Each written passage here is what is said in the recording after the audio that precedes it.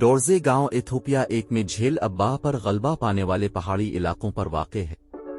ये डोरजे लोगों का घर है जो बहुत हुनरमंद किसानों और बनकरों की आबादी है जो अपनी गैर मामूली नजर आने वाली झोंपड़ियों के लिए मशहूर है।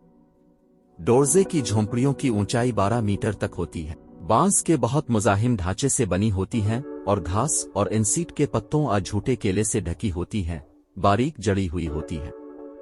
झोंपड़ियां शहद के छत्ते या हाथी के सर से मुशाबहत रखती हैं और अगर दीमक का हमला हो तो उसे किसी नए मकाम पर मुंतकिल किया जा सकता है। डोरजे के लोगों के पास एक भरपूर सकाफती विरसा है जिसमें दस्तकारी की रवायत जैसे हाथ से बनाई मिट्टी के बर्तनों का काम और हाथी की शक्ल के घर की तामीर शामिल है।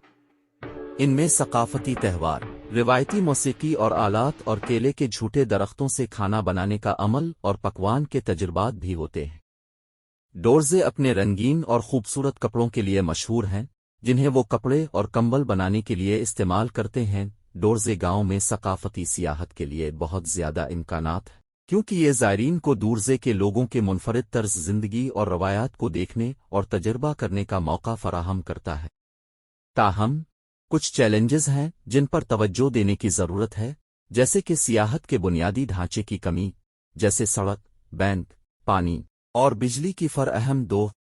मजीद ये कि इन सयाहों के लिए रिहाइश की मजीद सहूलियात की ज़रूरत है जो गांव में ज़्यादा देर ठहरना चाहते।